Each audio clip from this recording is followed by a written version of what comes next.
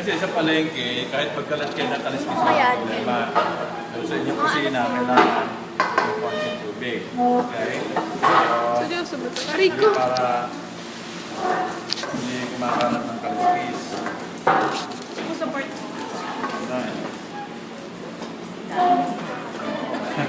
Daing, gagawin namin daing. So, depende kung anong gusto nyo gawin. May daing, gusto nyo pusta, putulin. Right? So, also, you will notice that you have guanin. No? Yung mga puti-puti na mga ganang tubig would be, in the lecture, we discuss this as the iridophores. Okay, this is the one that gives the scale that the shiny appearance. Take note, if you rub off the guanophores, this is transparent. Okay, it's transparent. So the silvery appearance is due to the presence of guanine, okay, or iridophores. Yan. Para di makalat sa kusina. Okay, pasik din.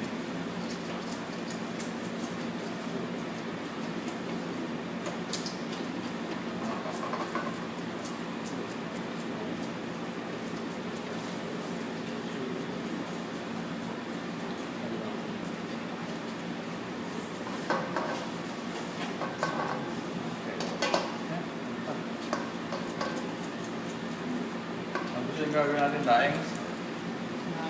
Daing tayo.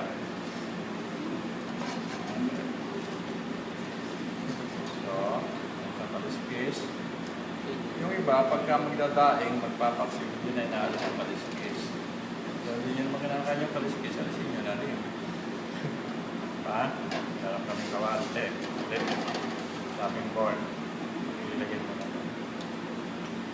Okay. Dadaingin nyo, you might want to remove those. Hindi naman, okay lang din. Okay, so it's handed. Lagyan nyo yung tubig ko. Palsik pa.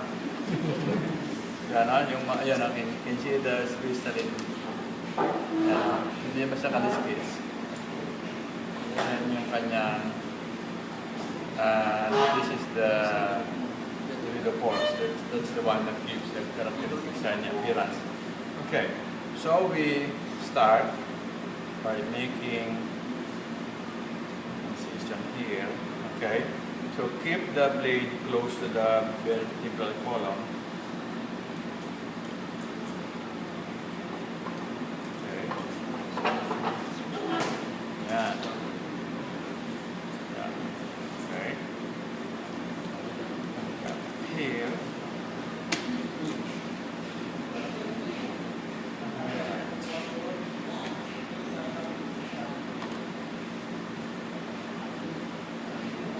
Okay, so here you can see the gills there, and where is the heart? The heart should be here, and the puso. Okay? Ere pa lang puso. Okay? And you see, pag ganun niya, the heart is here. Right? The gills are here, the heart is there, and here would be the digestive tract. Yan. Ano ito? The kidney. Yan yung kidney niya. Yan. Right? That is why you have to remove that. So, tanggalin natin to. And then you can remove this directly from here. Right. Yung sa palengke, remember, this is the operculum, this is the bronchiostegal membrane. Sa palengke, pinuputol itong plate-room. Pinuputol nila rito. Tsaka nila tinatanggal yung sun. Here. Okay, but since we cut it here, we cut the plate-room, we can just remove the from here. Yeah, right? You can see the gills, the gill rakers, those are gill filaments, and that is the one that is made up of the blood vessel. So there is direct gas exchange, and they have high CO2 in the blood and high oxygen in the water.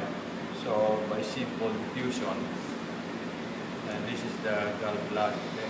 There's the gallbladder, and there's the liver.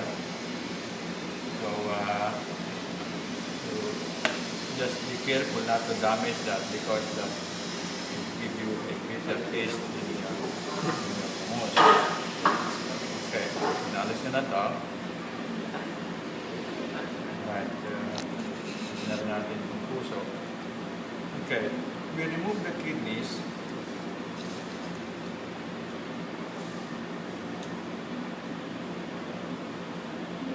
Ayan.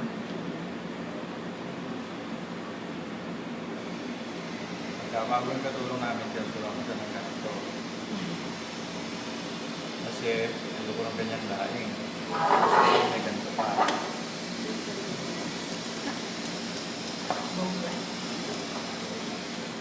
Ah.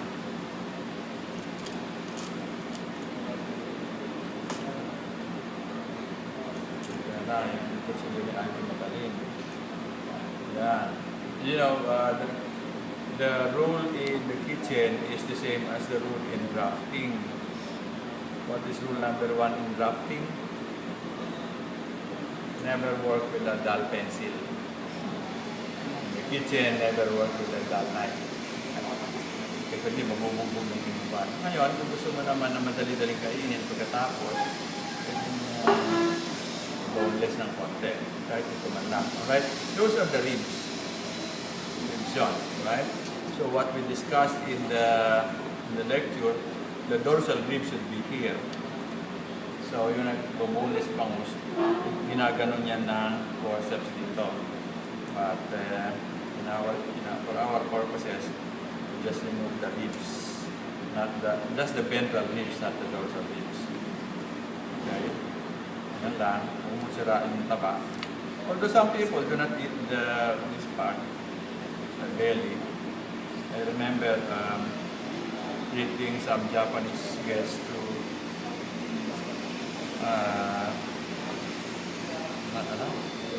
fiesta, and I ordered this one. Ayaw nila nun siya ng kasi maitim. Colonial mentality, pag maputi masarap. Pag maitim, hindi masarap.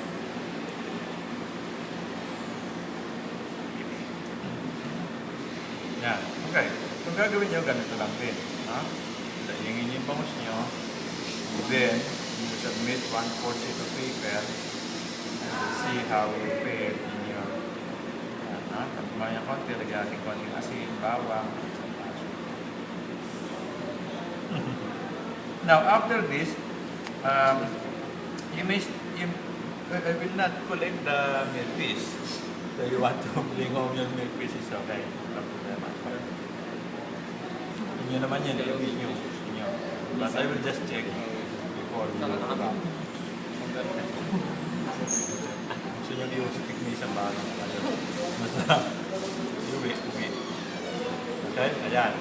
So, you have to wash this, of course, in water. And so, this is already without mabulis na itong packing. Okay? Yan lang. Nasugas. Tapos i-chicken natin kung kanino bangus ang nabubuhay. Yan. Okay. After that, after this, we will dress the chicken. But I will only exsanguinate, bleed the chicken. But you have to immerse it in boiling water and then remove the feathers. And then I will chop again. Okay, hindi ako magbabalahibo ng punok. Yan, okay. So, yun.